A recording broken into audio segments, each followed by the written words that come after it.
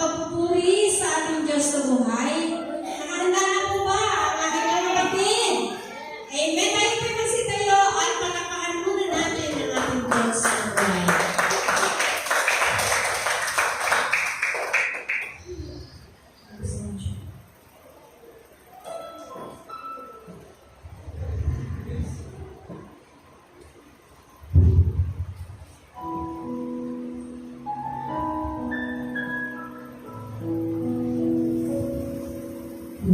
Praise God. Ay nangyayari po, itaas natin ang ating mga kamay. Pingit natin ang ating mga mata at damhin natin ang presensya ng ating Panginoon. Tunay nga na sa iyong pagandahan, Panginoon, ikaw ang ating sasambahin. Hallelujah.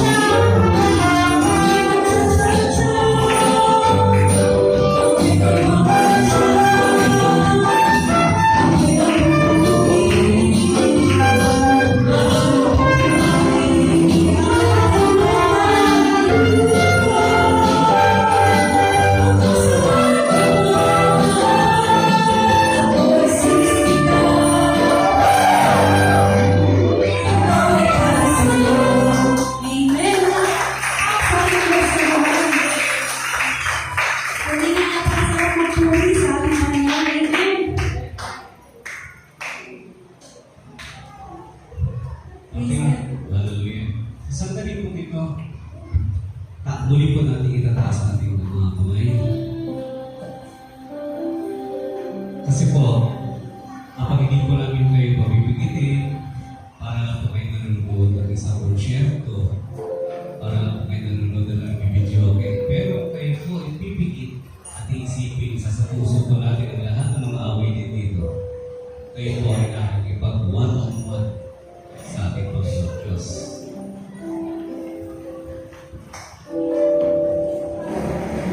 Malaman po, ni isa man sa atin ang marapat-dapat na awit ang pahalala ng ating Diyos sa buhay sa namin natin ang pagkakasal sa buhay. Pero napakabait ng Diyos sapagkat sa kabila ng ating mga kasalanan, kabila ng ating kahinaan, kaya nandito tayo, pinili niya sa karamihan. Bakit tayo ba? Bakit hindi na lang yung ating napakabait na kapitbahay? Bakit tayo pa mga chismosa? Tayo pa mga mahihina? Tayo pa mga only pagsubok na bumibitaw na tinawag ng Panginoon? Simple lang. Mahal na mahal na mahal na mahal tayo ng Diyos. Ngayon sa sandali po ito, sasabihin natin si Diyos na hindi na tayo lalayo. Hindi na tayo lalayo sa kanyang presensya. Hindi na tayo lalayo sa kanyang habag, sa kanyang awa, sa kanyang mga yakap.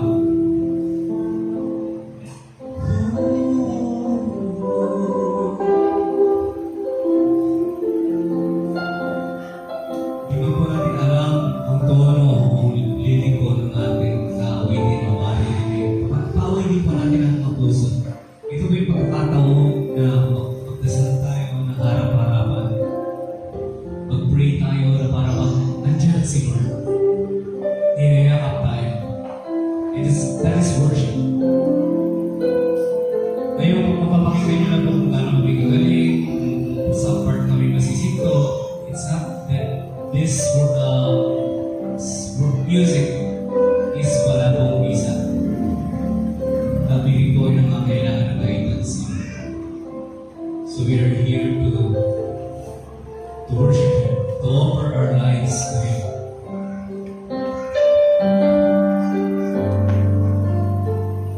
Nais kong mamasdan ang iyong kagandahan. Nais kong manahan sa piling mo kailanman. Kung ibig ka ang siyang nais ko, sambahin ka ang siyang ngiti mo. Di na layo, di na layo, pangako.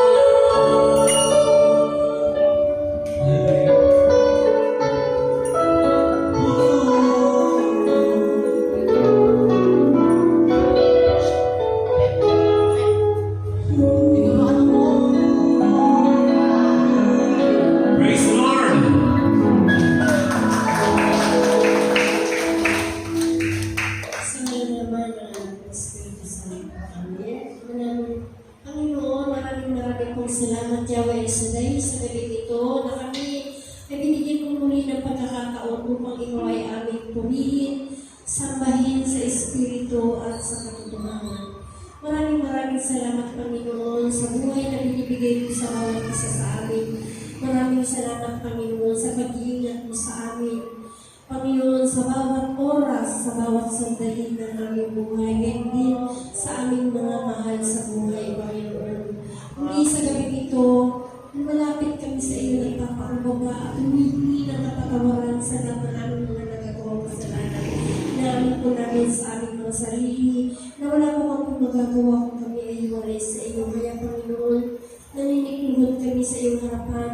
Patuloy mo kaming pangunahan sa gabi ito, Panginoon. Ang ibang nila Espiritu ang patuloy na kumilos sa gawain na ito, Panginoon.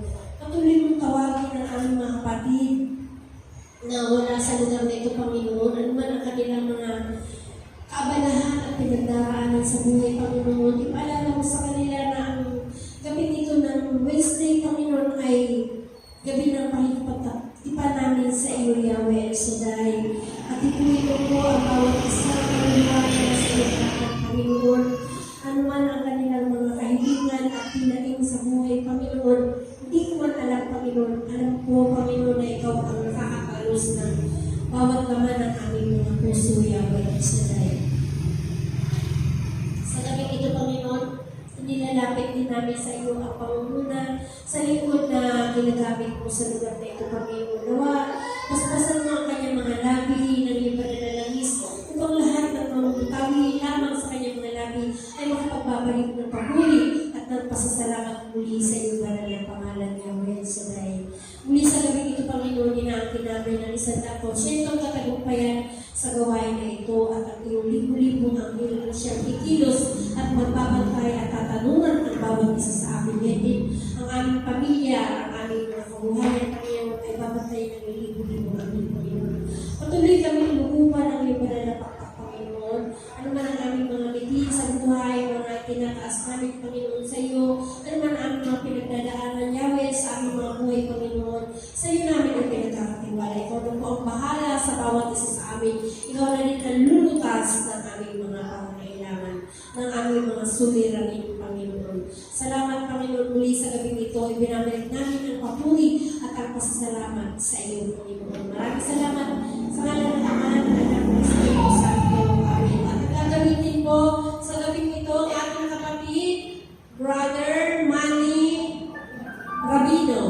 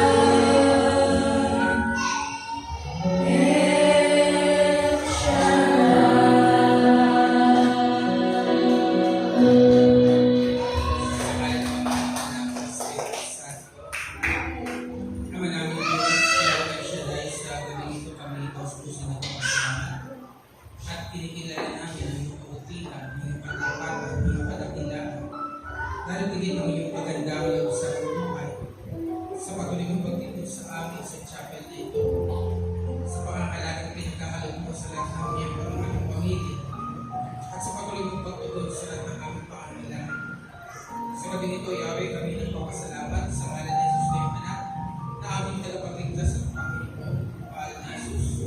Patuloy po ibuo sa iyong saganang nagpagpitigan ng walay at sa aming nasulot ng chapel na ito. Sa lahat ng nalilitas na naluluyan sa lugar na ito kamayan. Nawa ang aming pagtitipon maging ganang pagpapala sa mga taong labis na nangangailangan ng tulong, sa mga nagigipit, kinakapos, pinanghihinaan, sa mga nawawalan ng pag-asa sa buhay, sa mga minulong sa may pagkaramdaman. Nawa sa aming pagtitipon dumali ang biyaya ng kagalingan, kalakasan, kalusugan, tunan ng kanilang mga pangangailangan, at kaltasan ng lahat ng kanilang mga suliranin at kalimanis. Pagpalain po ang aming pagtitipon sa lahat ng lugar na ito. Huwag mong i-open na kami manalig ng aming mga pagod na katawan. Huwag ko sayang mong maranasan namin ang iyong salitang nagbibigay buhay. Ang iyong salitang may kakaya ng mag-amat at pagbago ng aming buhay. Kaya patuloy ka namin inaaniya na mangusap, magturo at magpalang sa gabing ito. Pagpalain po ang ibang heri namin pag-usapan. Nawang mabatid ko sa amin ang bagong pag-asa, bagong inspirasyon. Upang patuloy kami magmahal, maglingkod at sunod sa iyo. At aligin sa lahat, magbigay liwanag ko sa aming puso at isipan, at magbigay ng inspirasyon sa aming buhay. Patuloy kaming purihin at puspusin ang sakit ng banal. Pagsalat ng aming kakulangan, kami ay tulungan, at sa aming mga kahinaan, kami maging matatag at maging malakas. O Holy Spirit, so soul ay adore, enlighten, guide, strengthen, console. Tell me what should I do, give me purpose. I promise to be submissive, desire of me, and accept the will of God. Grant it only to me, the Lord most holy, intellect the Father, the Son, and the Holy Spirit. Amen. Purihin ang Panginoon.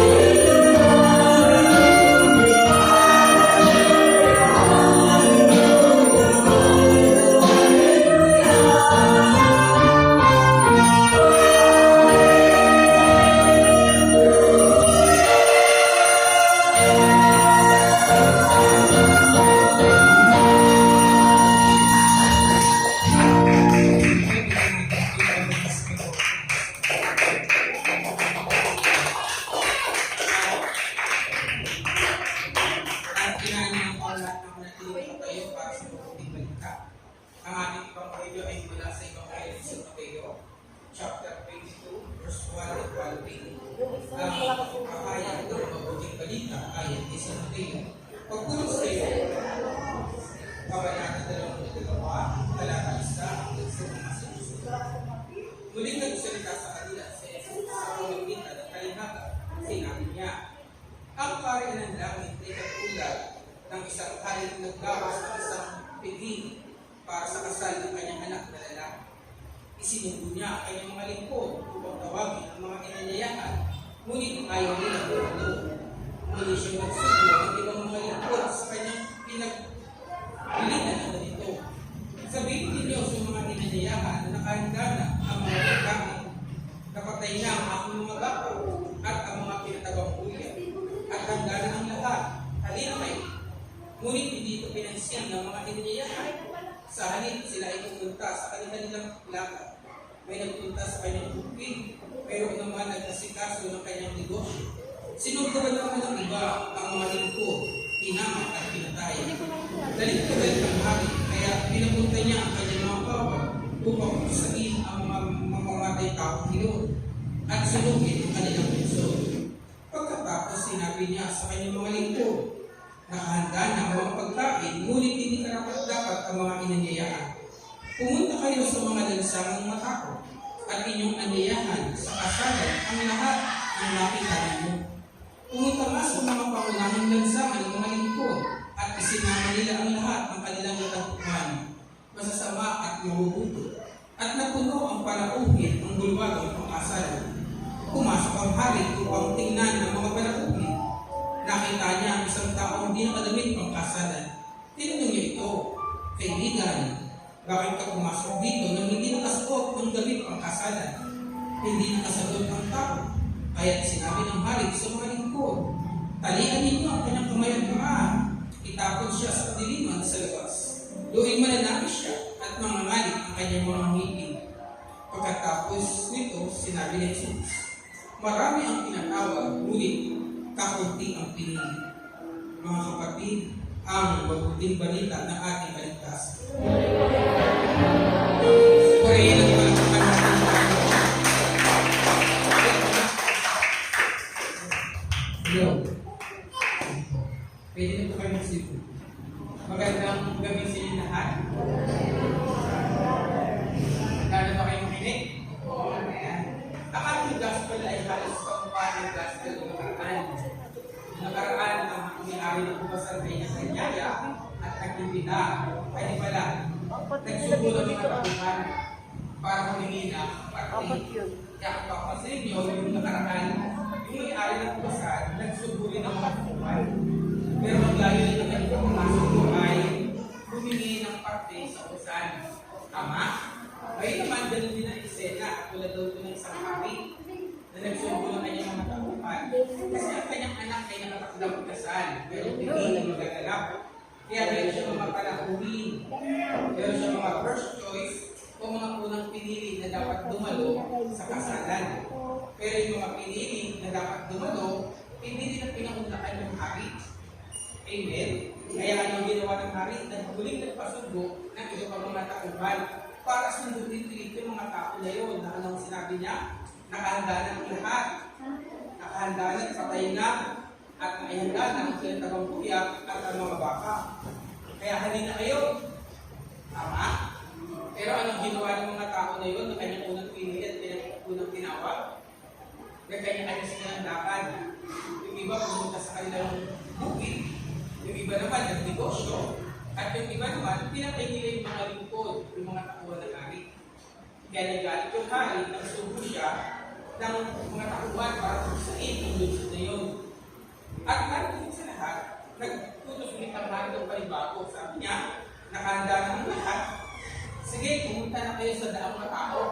Sunduin niyo na lang kahit sino. At lahat ng mga imbitahan nyo, dahil sa kasada, bulwagan. Kaya nga nung pumunta rin yung mga takuhan, lahat ng makita ay nasa daan, inibitahan masama at mabuti. Dalawang klase ng tao ay nagmumay, masama at mabuti. Kaya nung nagmula lahat ng tao sa bulwagan, lumalit na kayo yung alin. Yung hari.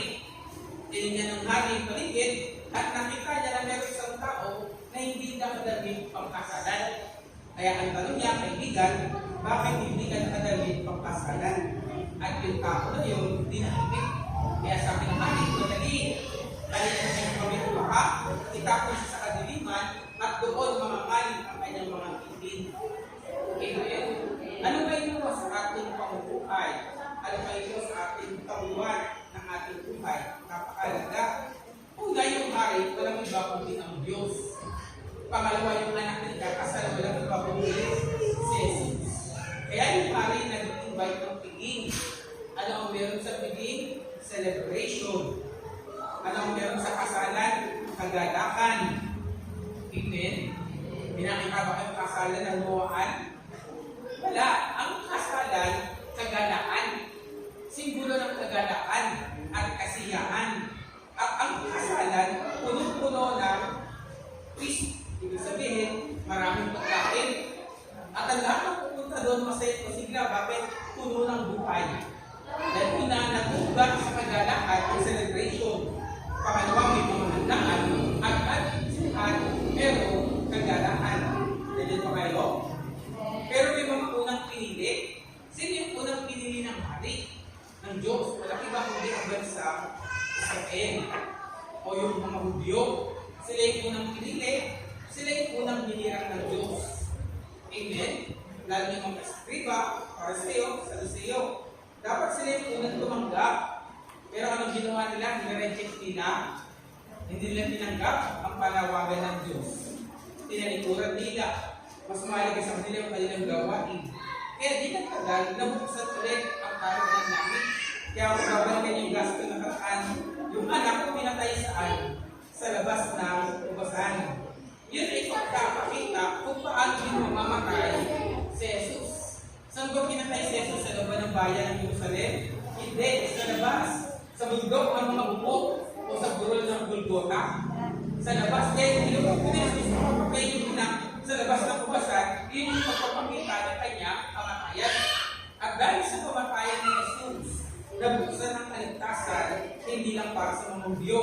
Diba, sabi ni Jesus, ano ang gagawin? Sila sabi, papatayin silang lahat at ibibigay sa iba. Kaya sabi ni Jesus, magmula ngayon, ang kaharian ng langit ay wala na sa inyo. Ipagkakalog ko na sa mga tao na may takot at magbibigay ng aking kapatid. Kaya ibig sabihin, ang kaligtasan ng kaharian ng langit ay binuksan hindi lang para sa mga Hudyo. Kahit anong bika, kahit anong lahi, kahit anong uri ng pagkatao, as long na ito ay maniniwala at mananalig na may Diyos at magsisilbi ka sa Diyos, ay bibigyan ka ng Diyos na salvation. Ganyan pa kayo. Kaya kung papasilin nyo, una, yung mga Hudyo, para maintindihan natin yung kaalagaan ng first choice. Ano ba dapat ang nararamdaman ng taong ikaw yung pinili? Wala lang ba? Ganito yan, para may gusto niyo maintindihan kung ikaw yung first choice. Kasi ang pinakamaganda sa lahat, first choice is ang option ka lang. Amen? Kayo ba mga nagmahal na? Umibig na ba kayo? Di ba masarap magmahal kapag yung mahal mo, pinili ka? Ikaw yung first choice niya. Sasabihin niya sa'yo, ikaw ang mahal ko, ikaw ang pinipili ko, at ikaw ang pakakasalan ko. Ano mararamdaman mo? Masaya ba o malungkot? Bakit ka masaya? Kasi yung mahal mo, pinili ka. Sa dami-dami ng manliligaw, ikaw ang pinili, ikaw ang pinalat. Kaya napakaganda, ikaw yung first choice. Amen? Ganun kaganda ang panawagan sa mga unang tinawag at pinili. Kasi ibig sabihin, mahal na mahal ka at ikaw talaga ang tunay na gusto. Amen? Bakit naman yung marinig mo, pinili kita kasi buntis na ako? Ano ang damit nun? Pinipikot ka na lang. Di ba parang dati, second choice ka na lang. O kaya, pinipili kita kasi may pangangailangan ako. Gipit ako. Kaya ikaw na lang. Di ba pangit? Kaya ako pala pinili kasi hindi talaga mahal ka. Kundi meron akong pakinabang sa'yo. Ibig sabihin, option ka lang. Amen? Hindi talaga pinili kasi gusto ka niya, mahal ka niya, at iniibig ka niya. Kaya yung magandaan, pag tinawag ka, pinili ka, ikaw ang first choice. Kesa naman, second choice ka na lang. Kumbaga, option ka na lang. Decide ka na lang. Kumbaga ang tawag panakip butas. O kaya ang tawag pamasak butas. Ay, ba kayo? Kaya kung yung talagang tinawag ng Diyos, walang iba, kundi ang bansang Israel, ang mga Hudyo. Pero sila yung nagpatigas. Kaya naman din sa atin po, ano naman para sa atin. Tayo rin, ini-invite ng Diyos. Kasi gusto nyo nga rin, yung piging ng kanyang anak i-celebrate. Gusto niya yung kaganahan niya, yung kaligayahan niya, at yung kasaganaan sa piging. Maranasan ng lahat ng kanyang inibitahan. Tama? Ibig sabihin, all out. Lahat ng handaan, ibibigay. Hindi ko katulad ng kasalan natin. Kasi ang kasalan sa atin, madalas, most pinipili hapon na lang. Bakit? Para hapunan na lang. Kasi pag umaga ka nagpapasal, sa itanghalian pa. Hindi pa rin kami umalis yung bisita mo, may hapunan pa. Kasi may mga mahapon. Tama? Pero mas pinipili ng iba hapon na lang. Para isang kainan na lang, hapunan na lang. Mas makakatipid ng handaan. Pero nung unang panahon, lalo na kung hari ka magpapakasal, ang handaan, hindi lang isang araw, hindi lang buwan.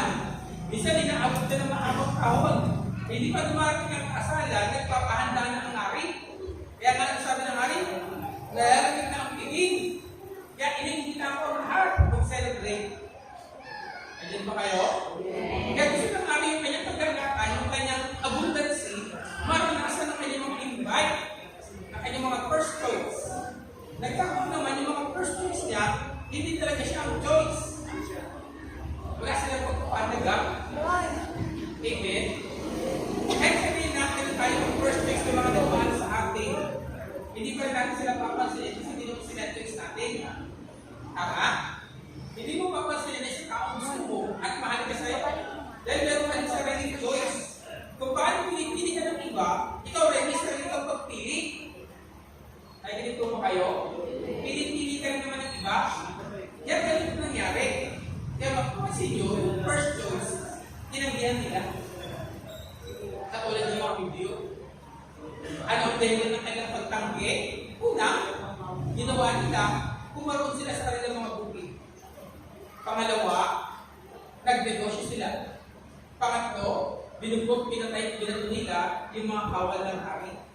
Ano ngayon pa sa atin? Madalas tayo rin ini-invite ng Diyos. Tinatawag ng Diyos para maglingkod sa Kanya, para magmahal sa Kanya, at para sumunod sa Kanya. Tama? Kaya nga tayo sa gawain kasi mahal natin ang Diyos. Gusto natin paglingkuran ng Diyos. Gusto natin sambahin ng Panginoon. Tama? Kaya tayo dito sa gawain. Ibig sabihin, gusto natin pagsindihan ang Diyos ng buong kakapatan. Kaya ang Diyos din naman, ini-invite tayo. Pero minsan sa ating paglilingkod, may mga tinatawag na hindrance. May mga bagay na makadlang. Minsan tayo mismo nagre-reject din. Kung paano nangyari ng Israel ang panawagan ng Diyos sa tingin. Minsan tayo rin, nire-reject din natin ang tawag ng Diyos. Paano natin nare-reject yung panawagan ng Diyos? Katulad ng unang dahilan. Nagpunta sila sa kanilang mga bukid. Anong ibig sabihin doon? Meron silang daily routine. Anong pangkaraniwang buhay nila doon? Magbubukid. Ibig sabihin, daily routine nila yun. Araw-araw, ganun ang kanilang buhay. Kaya mahalaga sa kanila yung kanilang daily routine. Para tayo din, mahal natin ang Diyos. Kilala natin ang Diyos. Pero meron tayong mga routine sa buhay. Meron tayong mga ginagawa sa ating pang-araw-araw na buhay. Tama? Minsan nga yung buhay natin, paulit-ulit lang. Gigising ng umaga, yung ginawa mo ngayon, bukas, hindi na gagawin mo bukas. Tama o hindi? Ang tawag doon, routine na. Pagising mo, pakainin mo, bumisan niyo ako, yakin mo, mabadalas ko, susunduin mo, ang tawag dyan, daily routine. Dahil araw-araw, ini yung ating ginagawa.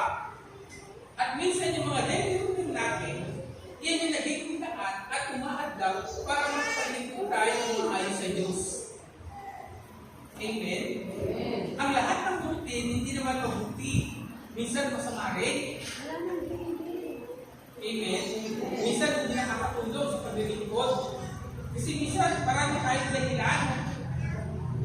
Bakit hindi ako pag-serve ng maayos? Kasi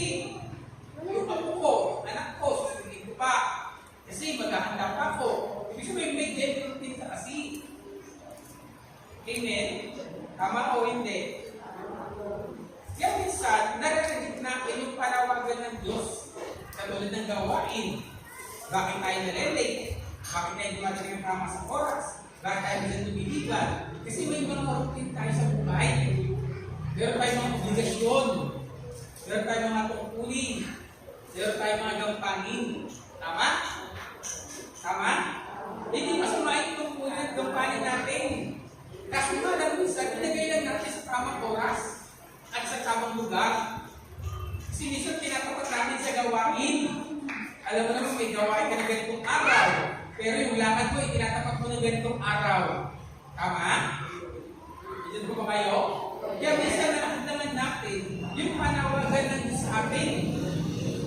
Kasi tinatapat natin sa tawag ng Diyos at sinasabay natin.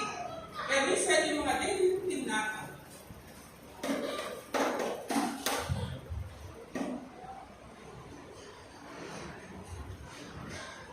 kaya minsan yung mga daily routine natin, hindi nyo nagpapahamak sa atin.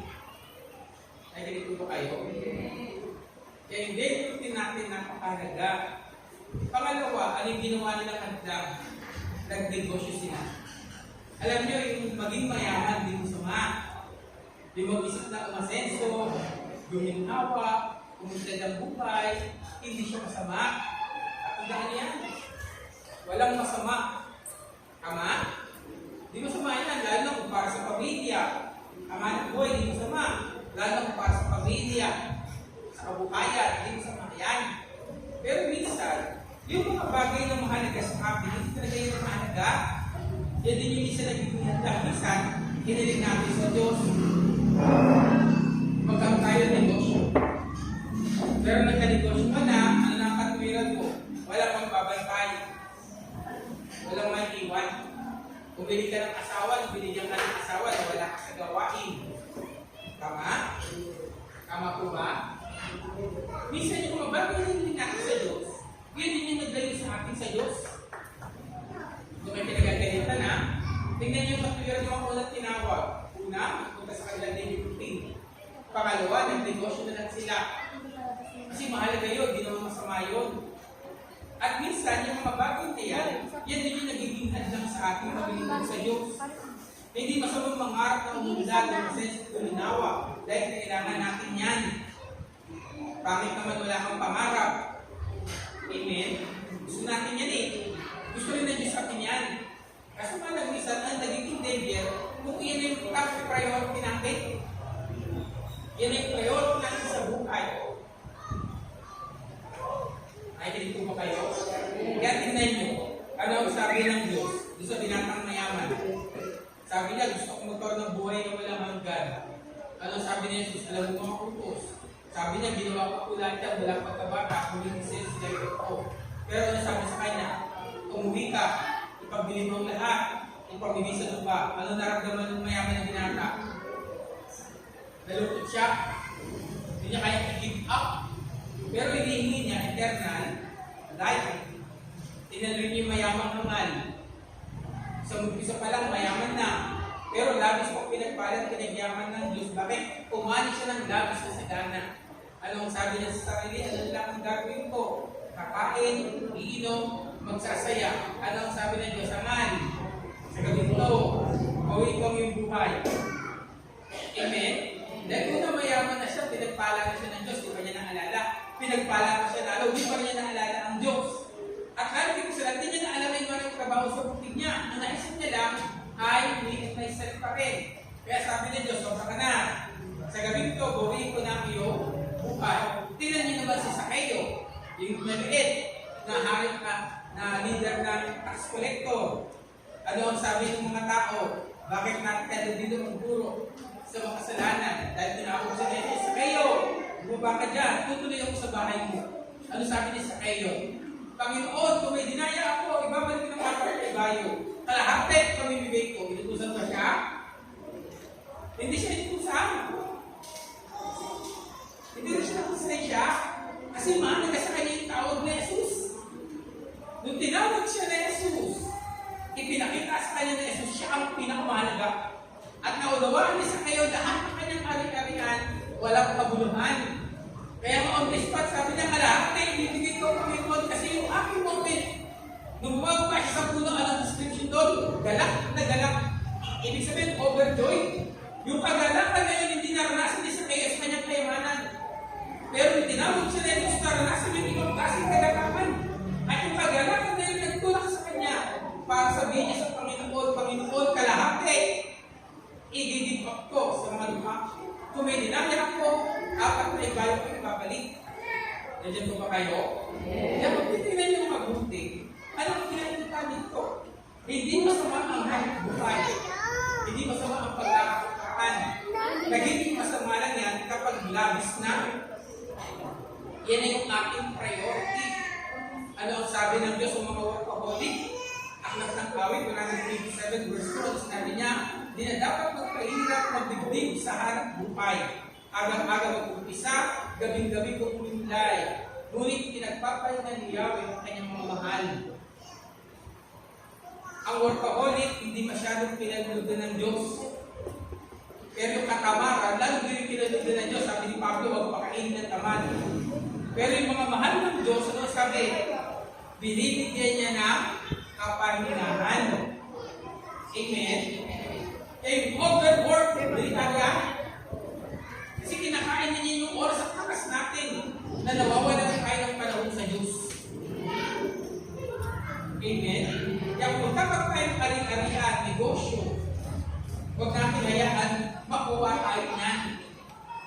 Alam niyo ba, ang kayamanan ay parang ulubong. Kita na kayo ng cobra. Ang kayamanan, ulubong yan. Pwede kang dalhin yan sa buhay, pwede kang dalhin yan sa kamatayan. Kapag marunong ka mag-alaga ng cobra, hindi ka basta papakain yan. Pero pag hindi ka marunong mag-alaga ng cobra, wala ka sa segundo, papakain ka yan. Ganyan din yung ating ari-arian na tinatamasa. Naginig ko pa kayo na tinatanggap nila sa Diyos. Lahat na tinatanggap natin, pwede tayo dalhin sa langit. Pero pwede rin tayo dalhin sa kapahamakan. Nakita niyo ba yung mayaman at si Lazaro? Yung mayaman, walang verbal abuse, walang physical abuse. Wala siya sinabing masakit, masama. Pinaninilan niya si Lazaro. Pero nung namatay siya, siya dinala. Sa Hades, sa karusahan, yung mayaman. Bakit? Kasi wala naman siya ginawang masama. Wala naman siya ginawang mabuti. Nasa kanya ang pribilegyo para tulungan si Lazaro. Bilisan, pakainin at pagawag hindi ginawa. Kaya siya pinahamak ng kanyang karin-karinan. Tama? Pero pinanyin naman yung isang Lazaro yung tandad ng sugat. Walang-wala, laging gutom. Inanapan ba ng Diyos ng maraming bagay? Hindi, kasi bakit siya nga nangangailangan eh? Siya ngayon, laging gutom pero namatay siya. Anong sabi ng Abraham? Nagtisya ng maraming hirap. Dito ngayon, inaanan siya. Amen? Katulad din natin, marami tayong tinanggap mula sa gawain. Mula nang kilalanin natin sa El Shaddai. Mula nang mahalin natin sa El Shaddai. Mula nang magiging tayo sa El Shaddai. Marami na tayong tinanggap na pagpapala. Marami na tayong blessing na tinanggap. At ang buhay natin umangat, nagbago, umasenso, guminhawa. Nakabalo ko sa bago. Amen? Marami tayong tinanggap. Pero huwag natin hiyaan yung mga bago na tinanggap natin. Eh, mahalin natin ang labis. Ang mamahalin natin hindi yung ibinigay, kundi yung nagbigay. Amen? Amen. Minsan kasi mas mahal natin yung binigay kaysa gusto nagbigay. At huwag natin kakalimutan mahalin si El Shaddai. Kasi siya yung nag-bless at nagpala ng buhay natin, pamilya natin. Minsan mas mahal ka sa atin yung tinatanggap natin. Hindi, mas mahalin natin yung nagbibigay. Kasi siya yung pinagmumulan ng lahat ng bagay. Nandiyan ko ba kayo? Dahil yung tatlong dahilan, nagpakaabala sila at nagnegosyo sila. Pero anong ginawa ng hari? Inalis na sila. Hindi na sila kinuha ng hari. Anong ginawa ng hari? Nag-invite ng iba. Kaya nga ang mga hit-in, ang mga pagato, tayo, nakasama sa bayan ng Diyos. Binigyan tayo ng tsansa. Alam niyo, ang unang karapat dapat yung mga Hudyo dahil sila yung unang tinawag.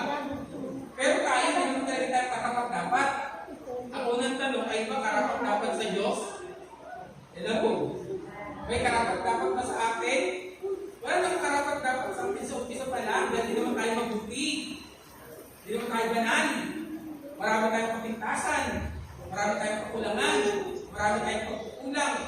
Minsan drawing tayo, engineer tayo sa harap ng Diyos, tama?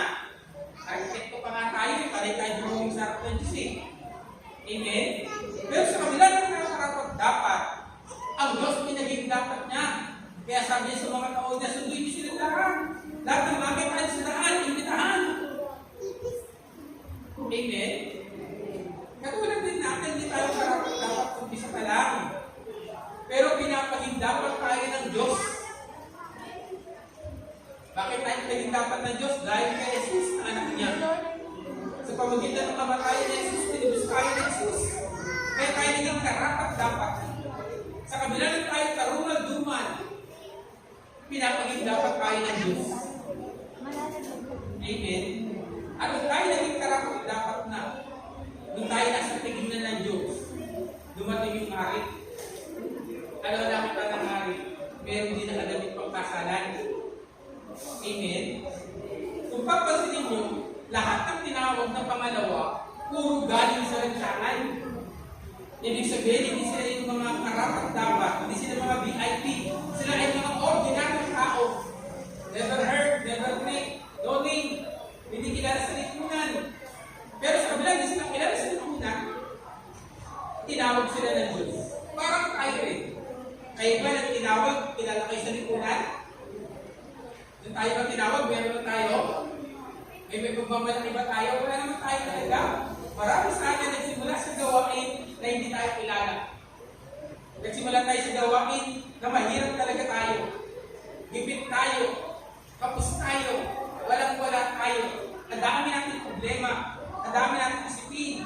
Ang dami natin kalalahin. Pero sa kabila ng gano'n, ang sinari ng ating buhay, tinawag pa rin tayo ng Diyos. Tama? Pero lahat ng mga nasa lansangan na lang ginawa nila, nag-extra effort sila para maging karapat dapat sa tigil. Nagkataon na yung isang dumalo, walang pakialam. Amen? Hindi siya nag-effort. Kaya ang tanong sa kanya, kaibigan, bakit hindi ka nakadaming pagkasalan? Kasi kampante na siya, kontento na siya kung anong meron siya. Amen? At minsan sa ating paglilingkod sa Diyos, minsan kontento na tayo. Okay lang yun, kaya na lang. Kaya na lang. Okay lang yan, kahit hindi tayo nagbigan. Amen? Malalaki na sila. Alam nila kung saan gawain. Isang kontento na tayo, basta ako nagsaserve ako. Hindi ba kayo? Hindi. Hindi tayo karapat dapat, pero pilitin naman natin maging karapat dapat. Nandiyan ba kayo? Hindi mo tayo karapat dapat talaga, pero pinaging dapat tayo ni Jesus. Nung pinaging dapat tayo ni Jesus, dapat pilitin natin talaga maging akma tayo sa pagiging karapat dapat. Hindi nyo ibig sabihin na maging karapat dapat din tayo. Kasi barkada ka, kilala ka ng kapitbahay mo, kilala ka ng mga kaibigan mo, kilala ka ng mga kamag-anak mo, na ano ba, anak ka nila siya dahil. Kasi yung reality, makikita nila kung galing, asal natin, hindi anak nila siya dahil. Ang layo. Amen? Kinig ko ba kayo? Kasi sigaw mo, ang Diyos namin ang pagpala. Mas kita-kita nila, araw-araw namumblema ka. Araw-araw malungkot ka. Araw-araw gipit ka. Araw-araw irritable ka. Maniniwala kaya sa mga nilay? Ba't sila maniniwala? Hindi pakita naman sa'yo. Hindi ko yung sinasabi mo. Amen? Yan, isang maging karapat dapat naman tayo. Pag sinabi mo, ang Diyos ay buhay, dapat alam mo, buhay talaga. Pag sinabi mo, ang Diyos ay napagpala, dapat naranasan mo pinagpapala ka talaga ng Diyos. Pag sinabi mo, ang Diyos ay matulungin at makabagin, dapat alam mo talaga na ang Diyos ay makabagin at matulungin at nararamdaman mo, tinutulungan ka ng Diyos. Bakit mga tao na kapaligid na pupunin nila sa Diyos sabi, anong meron ka? Kasi in reality, alam nila wala tayo. Gipit tayo. Kapos tayo, tama? Pero sa kabila ng alam nila pinagdadaanan natin buhay, na kamitin tayo, masaya tayo, na para bang wala tayong pinagdadaanan. Nagtataka sila anong meron kong taong to, dahil at saka ang lupong tingnan,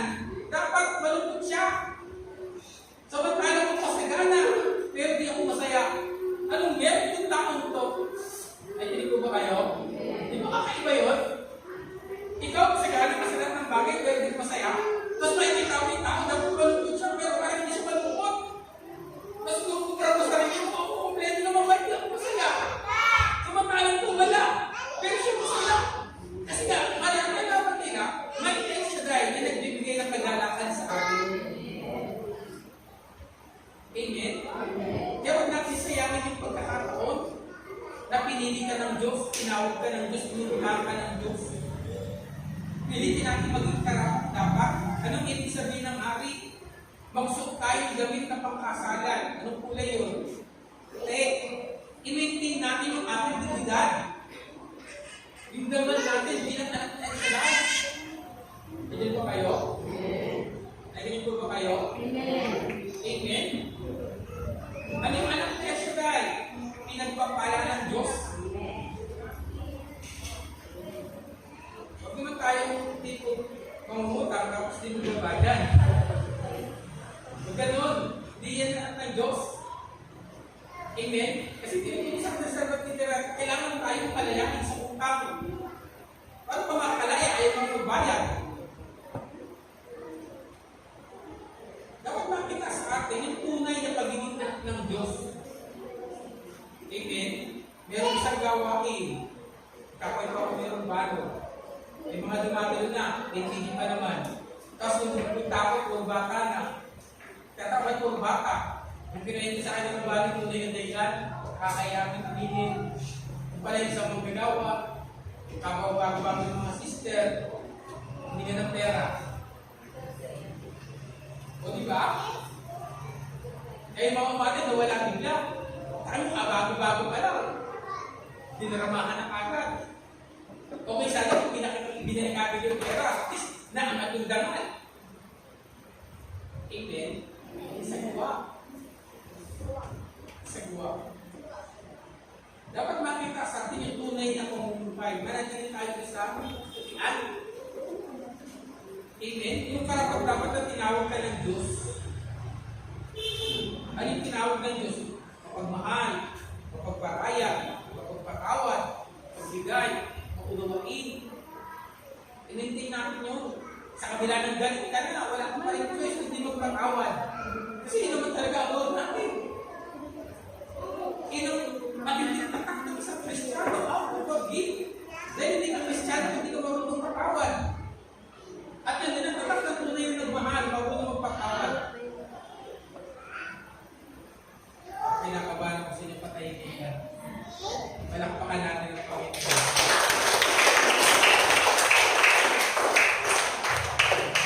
Amen. Kaya madaling malaman, sabi ng Panginoon, marami ang tinawag, pero konti ang pinipili. Tinawag ba kayo? Ang tanong, pinili ba kayo? Sabi na kasi maraming tinawag, pero konti ang pinili. Ang tanong, pinili ka ba? Madaling malaman kung kasama ka sa tinawag at pinili. Ano ang nararamdaman ng mga tinawag at pinili? At ano naman ang nararamdaman ng taong di tinawag at di pinili? Ano ang sabi ng hari? Madali. Talian siya sa kamay at paa. Itapon sa labas. Sa kadiliman. At mga mangalit ang kanyang mga ngipin. Ano ibig sabihin ng katali ang kamay at paa? Ano mang gawin mo magsusumita? Ano mang kasipagan ang gawin mo? Ano mang doble kahit gawin mo? Gipit ka pa rin. Kapos ka pa rin. Naghihinos ka pa rin.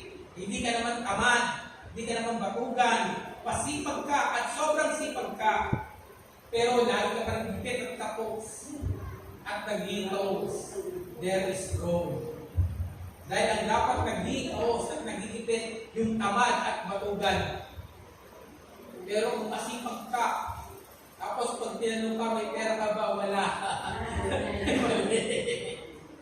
Tama? Mabuto pa yung tamad. Nakakalisda ka, nakakadilighensya. Amen? Nandiyan po ba kayo? Kaya sabi ng Panginoon, itali ang kanyang kamay at pakain. So kahit anong gawin mo pagsusumika, walang nababago, walang nagbabago. Nagiging worse ang buhay. Ano ang nangyayari? Puro kadiliman. Ibig sabihin, walang kagaaman, walang kaginawaan, walang kaligayahan. Puro dilim ang nararanasan. Ano sabi ng mga malit ang kanyang ngipin, kaya hindi siya masaya, disappointed. Ito pa kayo? Kaya kung yan ang buhay natin, naroon tayo naglilingkod sa Diyos, hindi ka kasama sa pinili talaga. Pero pag pinili ka ng Diyos, ito dapat mong naramdaman. Masaya ka? Bakit nasa piling ka eh? Anong pwede sa piling ka? Gala ka? Kaya lahat ng nasa kasalan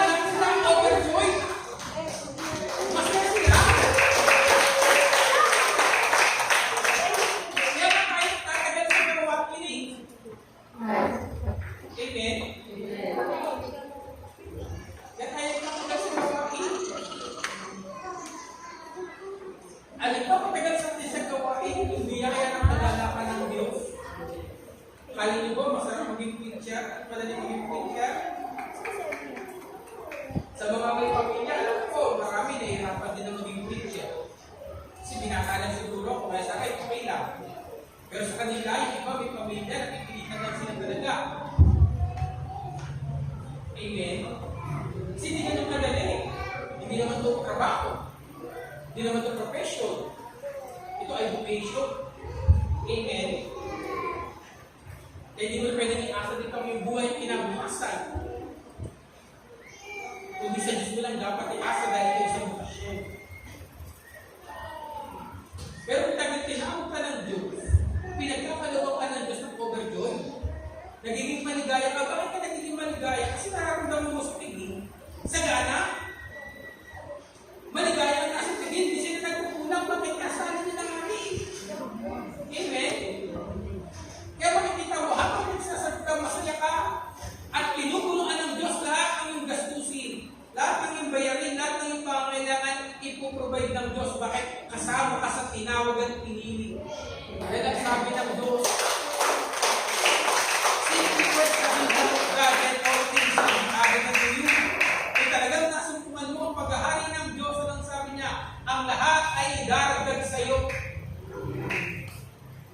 Amen? Kaya kung kasama ka talaga sa tinawag at pinili, makikita mo masaya ka. At makikita mo araw-araw ang Diyos may ginagawa sa buhay natin. Dahil alam ng Diyos ang ating needs. Alam ng Diyos ang ating mga pagsubok at pinagdadaanan. Kaya ang Diyos, aalinin niya tayo dahil tayo kanyang pinili. At tayo kanyang binigyan. Amen? Kaya minsan kapag kapakaramdam natin sa buhay natin, yan tayo masaya. Lalo na sa ating buhay paglilingkod. Parang dipit na tayo lagi. Parang tapos na tayo lagi. At parang wala nangyayari. Hold ka muna. Ano yung sabihin yun? Tumigil ka muna. Mag-delay ka muna.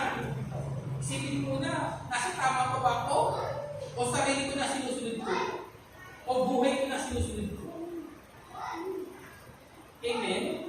Katulad yung dumalo sa tigil, hindi siya karapat-dapat. Kasi bakit kampante na siya?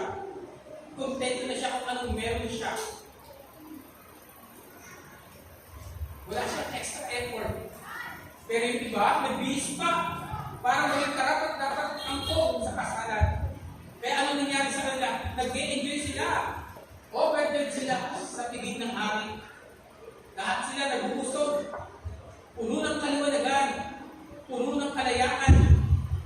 At puno ng katagumpayan ng buhay. At yan din ang panawagan ng Diyos sa kanyang mga tinawag at pinili. Amen?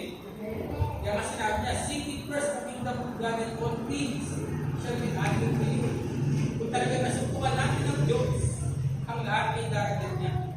Kaya nga ano sabi ng aklat ng awit, 128, verse 1, kung sinabi doon, babalan yung tapong may takot sa Diyos.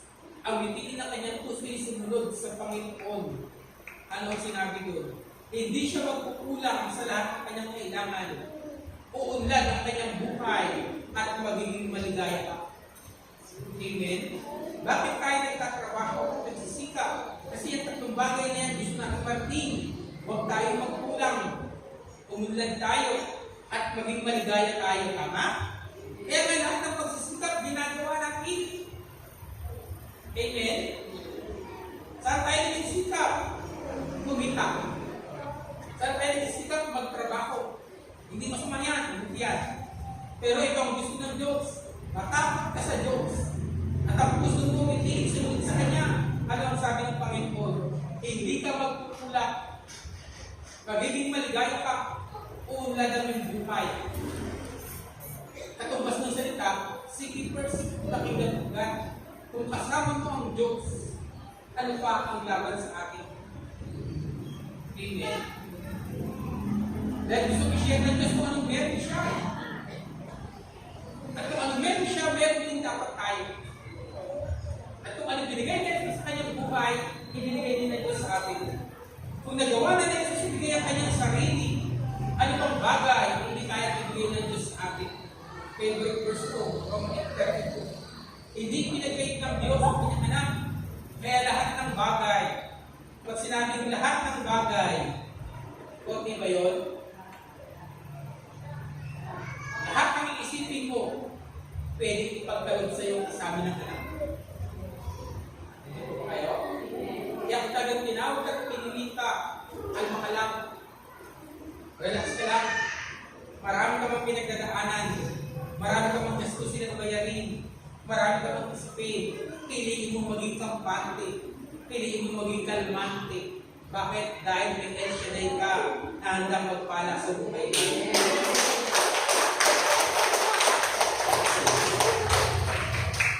Sabi niya, maraming tinawag.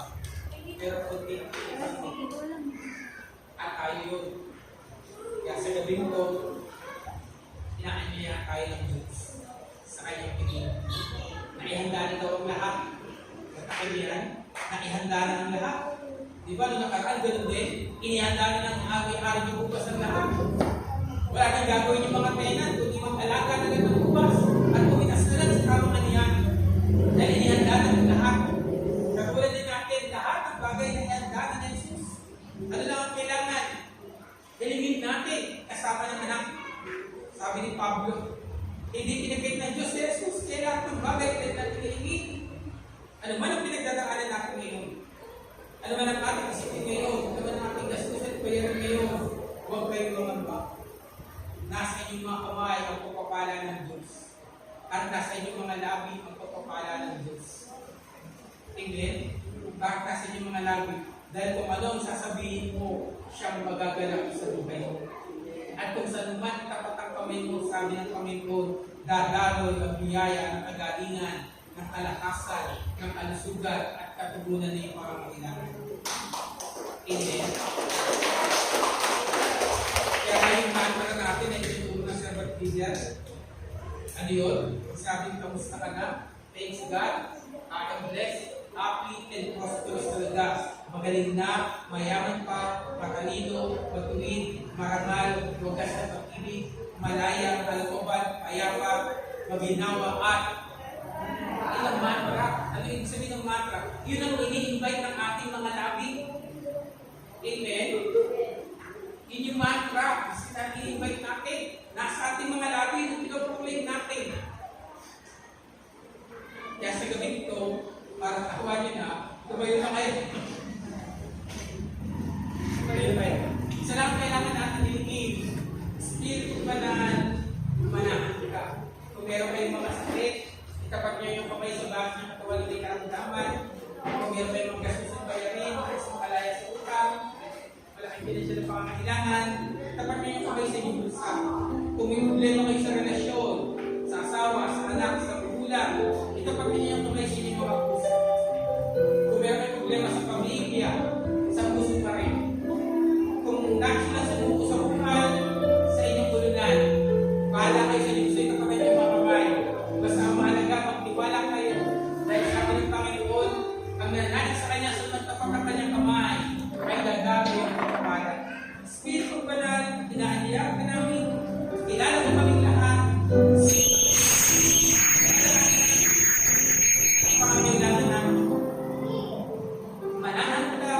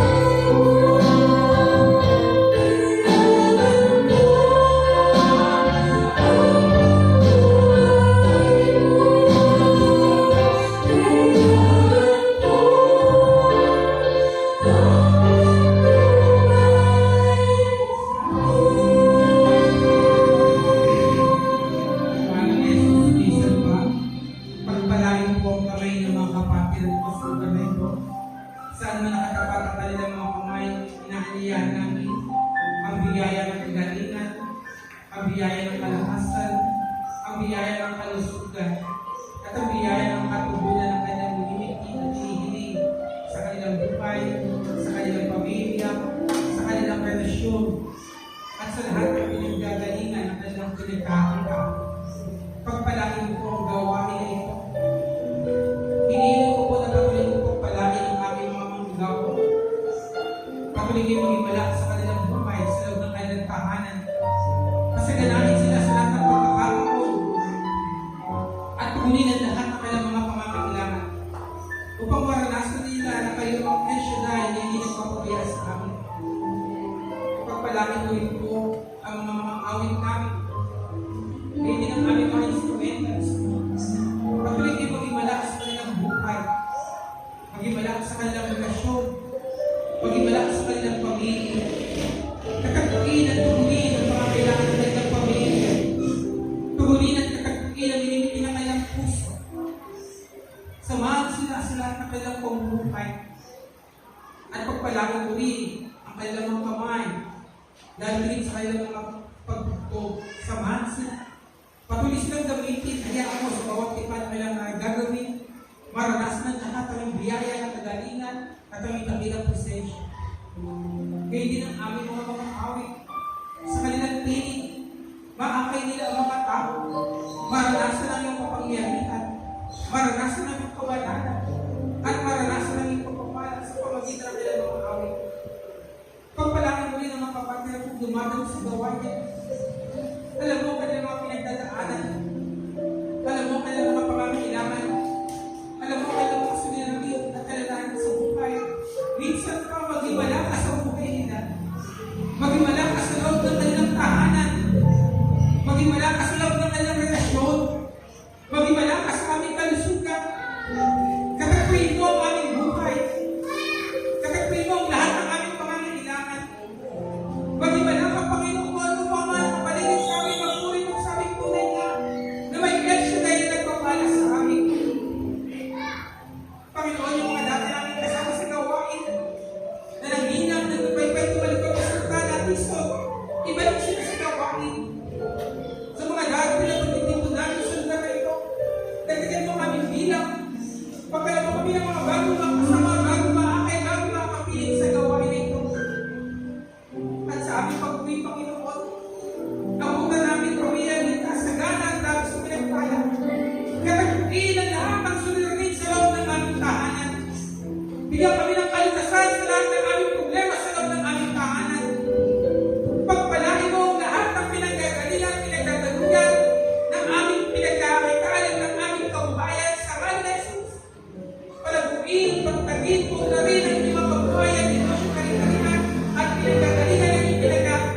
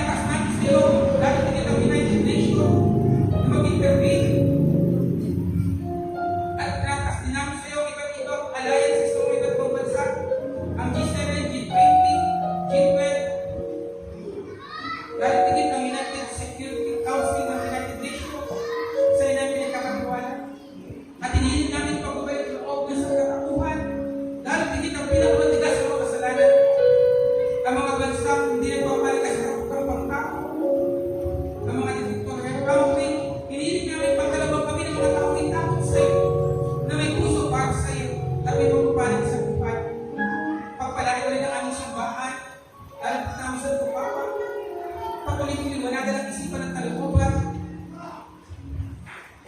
Kaya din ang aming mga obispo upang mahayagan ng tunay na itong aral. Pagkalawag mo ng liwanag ng simbahan, lalo tigit ang aming mga obispo. Sa ngalan ng Jesus, pagpalain ang iyong buhay. Sa ngalan ng Jesus, pagpalain ang iyong pamilya. At sa ngalan ng Jesus, samahan ang isang pag-uwi. At pagpalain din lahat ng iyong daladalahan, ang iyong bagway at kabutan, punuin ang material financial blessing, pagpunan lahat ng iyong gasusi, at lalagay sa lahat. Pagpalain din ang iyong mga kaloob, gawain din magiging ng pagpapalan ng iyong buhay ng pamilya ng gawang dito, at ang iyong mga prayer request sa magkaroon ng katuparan, at sa ating pag-uwi, pagpalagay tayo ng Diyos. Iyong rin yung makulit rin yung pagpapalan ng Panginoon. Mahal na Jesus. Patuloy mo kami ang piling sa iyong kamahal-mahal ng puso. Ito kung saan ang ulan na aming badal na kortinig. Ilagay mo kami sa kandili ng Malagay Maria na aming ina ng lagi sa tulo. Malagay rin, bagilan kami ng kalis sa puso. Sa aming puso, isip, di ba, mag-ibigin ng hari sa iyong araw-araw ng buhay na namin kaya kami ibig. Samahan nawa tayo ng mga itinatanaw, pagsadalan naman tayo ng mga warrior angel, sa tangibo, sa pusong kaaway, na ilan sa tutalo, sa tutunin, sa tutubuhay. Pagpalangin tayo na mapayag kulayang banal ng Sama, Anak at Espiritu Santo. Amen. Mawag tayo ng may pasalamat. Good day. Wala na pang sinipilasyon na.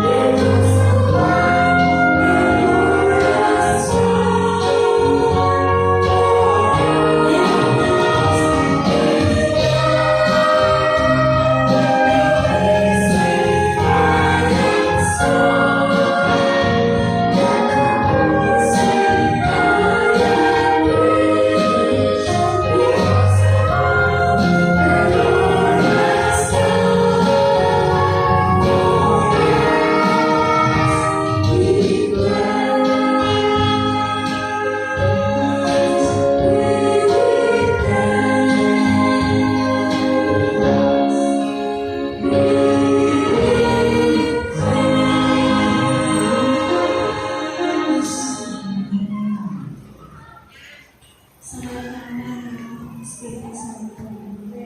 Panginoon, maraming salamat po sa inyo. Hindi po kami nagkatipon sa inyo ng wasto. Pagpalain po kami lahat ng narito, Panginoon. Patuloy na kalakasan, kagalingan, ano mo po pagsubok ang naranasan ng Panginoon ng tunay na ikaw lamang po ang makakalipas ng Panginoon. Pag ganun Panginoon, pagpalain mo rin po ang mga alam ko, dahil natin dito. Gabayan po sila sa pag-ulit sa amin.